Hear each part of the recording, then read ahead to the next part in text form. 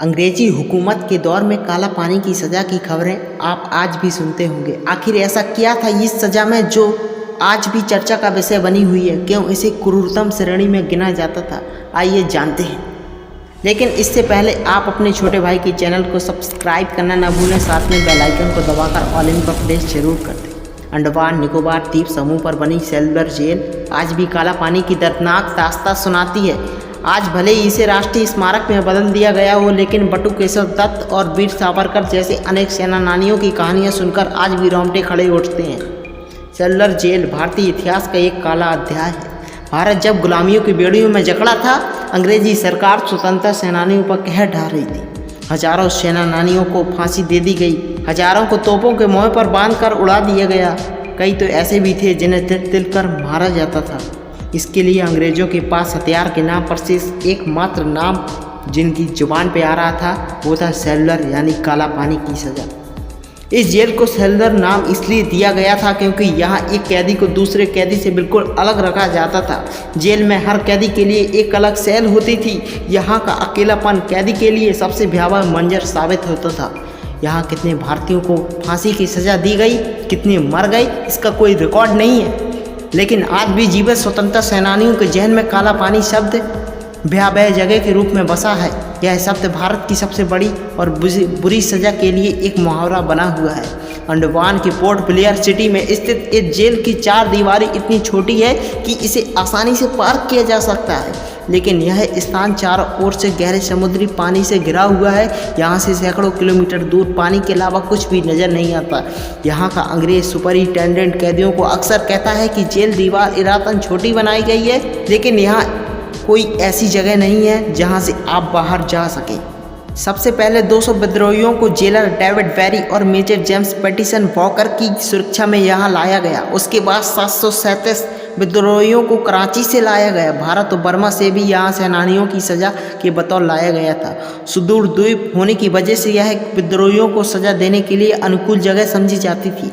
उन्हें सिर्फ समाज से अलग रहने के लिए यहाँ नहीं लाया जाता था, बल्कि उनसे जेल का निर्माण, भवन निर्माण, बंदरगाह निर्माण आदि के काम में भी लगाया जाता था।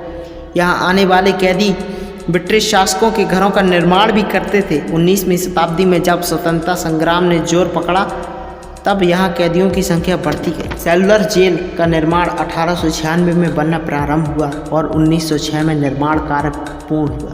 इसका मुख्य भवन लाल ईंटों से बना हुआ है। ये ईंटें बर्मा, आज के म्यांमार से लाई गई थी। इस भवन की 7 शाखाएं हैं और बीचों बीच एक टावर है। इस टावर से ही सभी कैदियों पर नज़र रखी जाती थी। ऊपर से देखने पर साइकिल की पहिए की तरह दिखाई देता है। टावर के ऊपर एक बहुत बड़ा घंटा लगा था जो किसी भी तरह का संभावित खतरा होने पर बजाया जाता था। प्रत्येक शाखा 3 मंजिल की बनी थी। इनमें कोई शयन कक्ष नहीं था और कुल 698 कोठरियाँ बनी थी। प्रत्येक कोठरी 15x8 फीट की थी, जिसमें 3 मीटर की ऊंचाई पर रोशनदान थे। एक कोठरी का कैदी दूसरे कोठरी के कैदी से कोई किसी प्रकार का संपर्क नहीं रख सकता था। जेल में बंद स्वतंत्रता संग्राम के सेनानियों को बेड़ियों से बांधा जाता था। कोयलों के तेल से पैरने का काम उनसे कराया जाता था।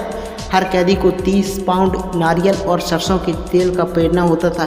यदि वह ऐसा नहीं कर पाता था तो उन्हें बुरी तरह से पीटा जाता था और बेड़ियों से जकड़ दिया जाता। यहाँ 1930 में भगत सिंह के सहयोगी महावीर सिंह ने अत्याचार के खिलाफ भूख हड़ताल की थी। जेल कर्मचारियों ने उन्हें जबरन दूध पिलाया। दूध जैसे ही पेट के अंदर गया तो उनकी मौत हुई। इसके बाद उनके शव में एक पत्थर बांधकर उन्हें समुद्र में फेंक दिया गया। अंग्रेजों द्वारा अमानवीय अत्याचार करने के कारण 1930 में यहाँ के कैदियों ने भूख हड़ताल की थी। महात्मा गांधी और रविन्द्रनाथ टैगोर ने इसमें हस्तक्षेप किया। 1937 और 38 में यहाँ से कैदियों को स्वदेश वापस भेज दिया गया था। 10 मार्च 2006 को सेल्युलर जेल का शताब्दी समारोह मनाया गया। भारत सरकार द्वारा इस जेल में सज़ा काट चुके कैदियों को बधाई भी दी गई। 1996 में मलयालम फिल्म काला पानी की शूटिंग यहीं पर हुई थी। भारत को आज़ादी मिलने के बाद इसकी 2 शाखाओं को ध्वस्त कर दिया गया। शेष 3 बची शाखाओं को और मुख्य टावर को 1969 में राष्ट्रीय स्मारक घोषित कर दिया गया। 1963 में यहाँ गोविंद बल्लभ पंत अस्पताल खोला गया। वर्तमान में यह 500 बिस्तरों वाला अस्पताल है और 40 डॉक्टर यहाँ के निवासियों की सेवा कर रहे हैं। अंत में यही कहना चाहेंगे कि हमारे भारतीय स्वतंत्रता संग्राम सेनानियों को नमन करते हुए, श्रद्धांजलि देते हुए हम अपनी वाणी को विराम देते हैं। जय हिंद, जय भारत।